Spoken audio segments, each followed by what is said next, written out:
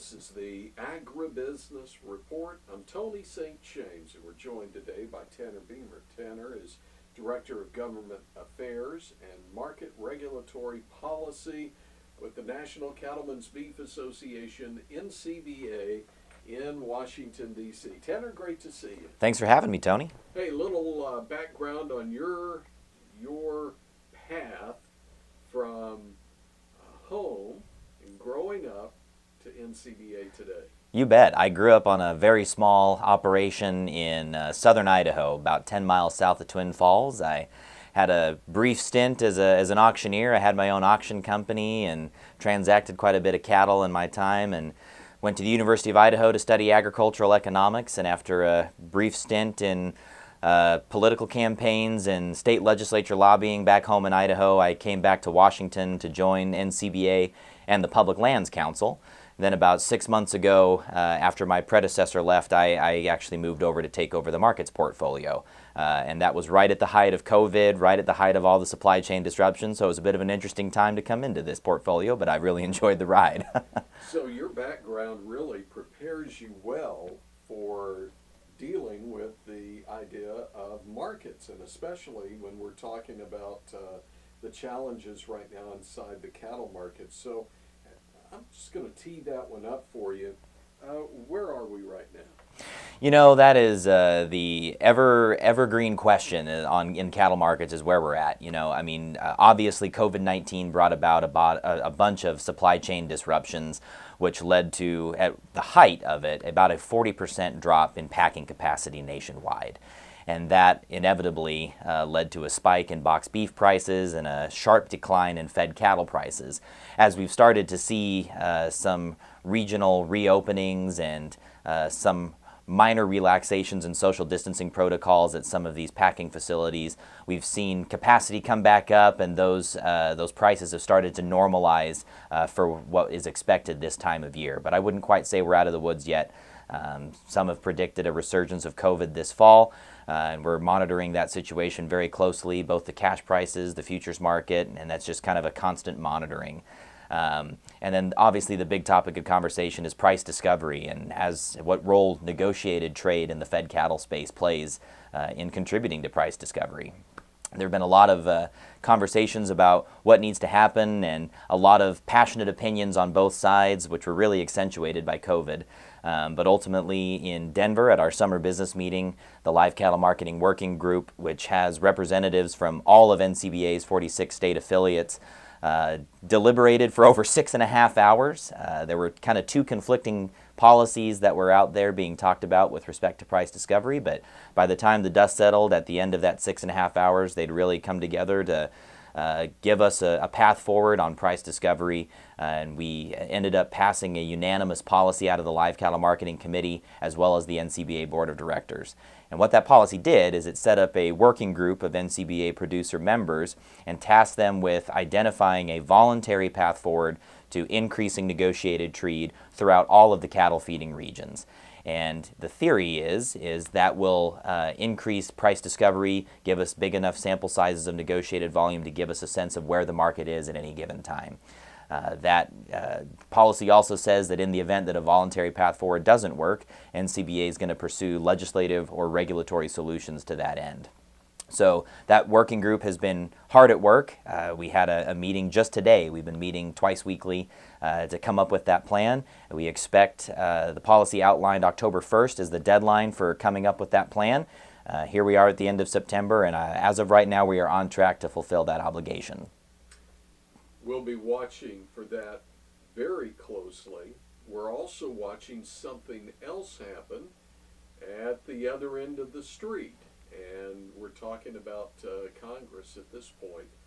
Continuing resolution usually is not something that agriculture gets drug into, but it did in the last week or so.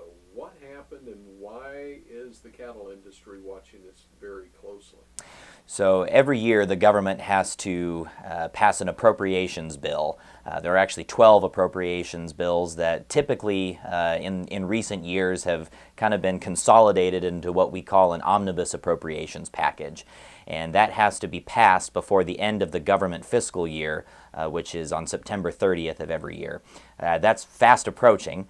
And so Congress just recently passed a continuing resolution in the House of Representatives, and it's actually on the floor of the United States Senate as we speak. It's got bipartisan support and the blessing from the White House, so we anticipate that sometime early next week they also will pass that continuing resolution.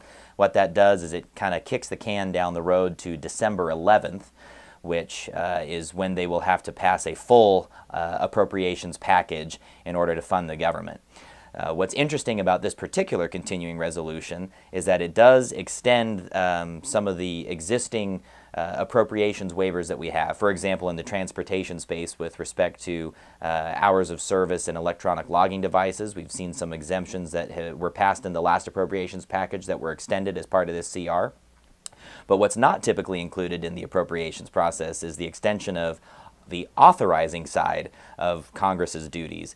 And I'm referring in this case to livestock mandatory reporting. That is a very crucial piece of legislation for the cattle industry because it allows cattle producers across the country to get access to real-time market information so that they can make informed decisions on their operations. The USDA Agricultural Marketing Service daily and weekly, and sometimes twice daily, publishes these reports that cattle producers rely upon. And livestock mandatory reporting is the legislative vehicle which allows for that to happen.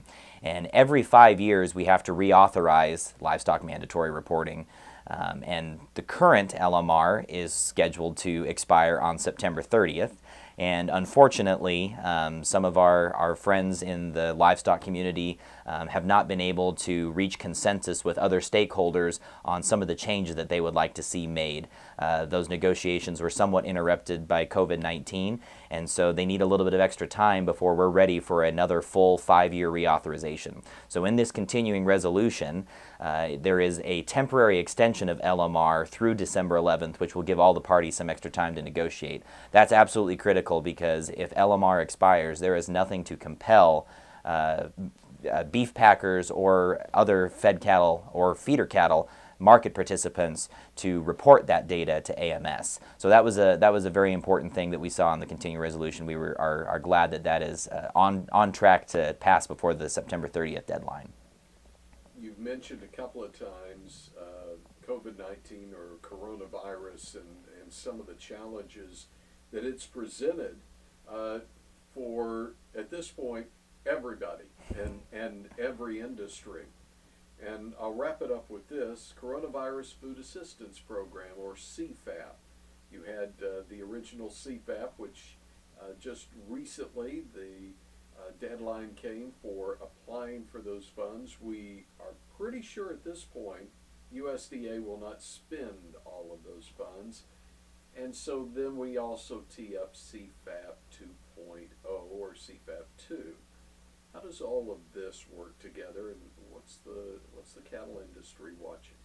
The key difference, or the key thing for the cattle industry to remember with respect to CFAP 2 is on the inventory payments. So the funding for that portion, which under CFAP 1 was $33 per head for all the cattle that were held in inventory between April 16th and May 15th. And so that $33 a head is certainly welcome, but it is far short of the payment rates for those animals that were marketed in the period between January 15th and April 15th.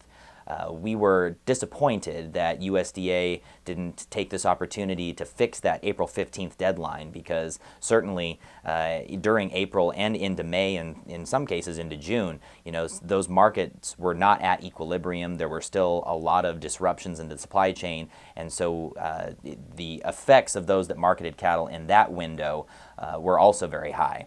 CFAP 2 makes up for that a little bit. It's another round of inventory payments, which are at $55 a head. So you have $33 per head in CFAP 1 on inventory, and for CFAP 2, you can pick any date, and in between some certain dates, and I believe that those are after the April deadline and all the way up to sometime in August, and we recommend choosing the period where your herd was the highest. You can get $55 per head in addition to the $33 per head of inventory if you received those payments. It's also important to note that the funds that are used for that CFAP 2 payment and the inventory payments in CFAP 1 are derived from the Commodity Credit Corporation, which this continuing resolution also replenished. So we got to see some additional funding go towards CCC in that process as well. Final question for you with just about a minute left. If we're able to clear some of the hurdles that you've already discussed, what else is out on the horizon that you're watching at this point? Well, certainly with respect to the cattle markets, a permanent reauthorization of livestock mandatory reporting is key among those.